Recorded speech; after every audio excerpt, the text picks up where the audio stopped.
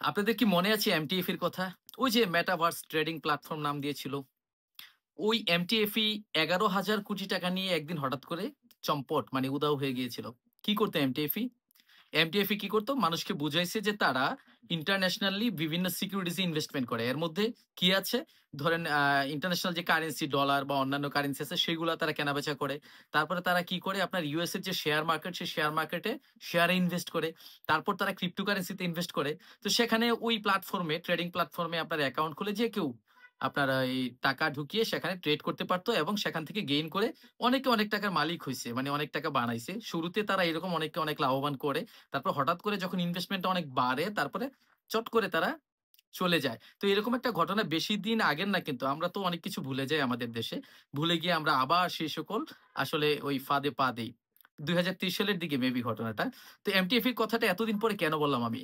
তো হঠাৎ করে আমাকে একজনে জানতে চাইছে যে সে মানে ৳৩০,০০,০০০ ডলার কিনতে চায়। মানে আমি তাকে কোনভাবে ম্যানেজ করে দিতে পারি কিনা আমার অফিস থেকে। তো আমি বললাম যে, "হ্যাঁ, ডলার তো আসলে উম দেয়া যাবে। কিন্তু কেন? তুমি ডলার কেন কিনতে চাও?" বলল যে, "ডলারের দাম তো প্রায় বাড়ে। তাই আমি ডলারে টাকাটা ইনভেস্ট করে রাখতে চাই।"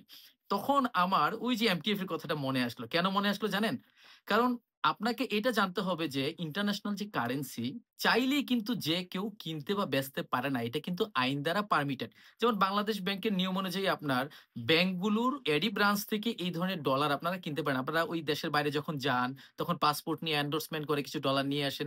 এছাড়া বাংলাদেশ ব্যাংকেরই পারমিটেড কিছু এক্সচেঞ্জ কোম্পানি আছে, তারাও কিন্তু এই ডলারগুলো আপনার কাছে সেল করে, আবার আপনার কাছে যখন ডলার থাকে তারা সেগুলো কিনে নেয়। তো এই ২ ধরনের প্রতিষ্ঠান ছাড়া আর কেউ কি এই দেশের ডলার কেনা বা বিক্রি করার জন্য পারমিটেড? তো এমটিএফ এর কথা যেমন বলেছিলাম যে তারা ইন্টারন্যাশনাল কারেন্সি কেনাবেচা করে, ট্রেড করে, ক্রিপ্টো কারেন্সি ট্রেড করে। তো ক্রিপ্টো কারেন্সি তো আপনারা জানেন যে বাংলাদেশ ব্যাংক কিছুদিন পরপরই আপনার বিজ্ঞপ্তি দেয়। তারপর টেলিভিশনের স্ক্রল গুলাতে নিউজ আসে যে আমাদের দেশে আইনত ক্রিপ্টো কারেন্সি ট্রেডিং অবৈধ। মানে বৈধ না। সুতরাং এখানে আপনি ইনভেস্ট কিভাবে করবেন? পারমিশনই তো নেই। তাছাড়া এই যে ডলার কেনাবেচার যে পারমিশন সেটা তো এই যে অথরাইজড ডিলার ব্রাঞ্চ ব্যাংকগুলো এবং যে এক্সচেঞ্জে আপনার হাউসগুলো যেটা বললাম আমি, তাদের ছাড়া আর কারো তো পারমিশনই নেই। তাহলে যারা এমটিএফ তে ইনভেস্ট করেছিল, তারা এই ইনফরমেশনটা যদি জানতো, তাহলে আমার ধারণা যে তারা সেখানে ইনভেস্টই করতো না। শুধু লোভে পড়ে আপনি ইনভেস্ট করলেই তো হলো না। আপনার যে মূল টাকা, সেইটা ফেরত পাওয়ার ক্ষেত্রে ঝুঁকি আছে কিনা, সেইটাও তো আপনাকে জানতে হবে। যদি ঝুঁকি থাকে, কতটুকু ঝুঁকি আছে, সেটাও আপনাকে জানতে হবে। তো আমার যে বন্ধু আমার কাছে ৳৩০,০০,০০০ ডলার কিনতে চাইলো, তখন তাকে আমি বললাম যে, "হ্যাঁ, ডলার বিক্রি করা যাবে। কিন্তু তুমি কি জন্য ডলার কিনবা?" সে তখন আমাকে জানাইলো যে সে ডলারে ইনভেস্ট করে রাখতে চায় যেহেতু ডলারের দাম বাড়ে। যখন দাম বাড়ে সে সেল করে দিবে। এখন ডলার তো এই পারপাস এ তোমার কাছে বিক্রি করবে না। ডলার শুধুমাত্র ব্যাংকগুলো সেল করে। তুমি যদি বিদেশ থেকে পণ্য কেনার জন্য এলসি ওপেন করো, তাহলে সেই এলসির পেমেন্টের জন্য ডলার দিবে।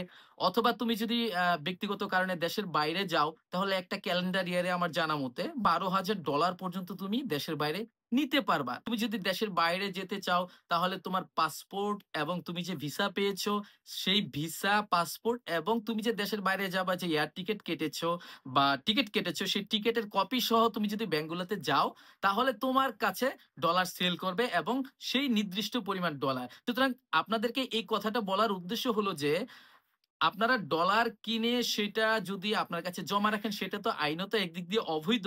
এছাড়া দেশের আইন অনুযায়ী আপনারা যদি ক্রিপ্টো কারেন্সি যেমন অনলাইন অনেক প্ল্যাটফর্ম আমি দেখতেছি যেখানে অনেকেই ক্রিপ্টোতে ট্রেডিং করে। ট্রেডিং করে তারা নাকি আবার লাভবানও হয়। তো এই যে লাভ দিচ্ছে আপনাকে, দিবে আপনাকে। বাট হঠাৎ করে দেখবেন এই প্ল্যাটফর্মই উধাও হয়ে গেছে একসময়। তো আপনারা এই সকল বিষয়ে সচেতন থাকবেন। যে সকল ইনভেস্টমেন্ট আমার রাষ্ট্রীয় আইন অনুযায়ী বৈধ না, সে সকল জায়গায় আপনারা যত বেশি লাভই দেক আপনাকে, যত পার্সেন্টেজই মুনাফা দেক না কেন, আপনারা সেগুলোতে ইনভেস্ট করা থেকে বিরত থাকবেন। Thank you.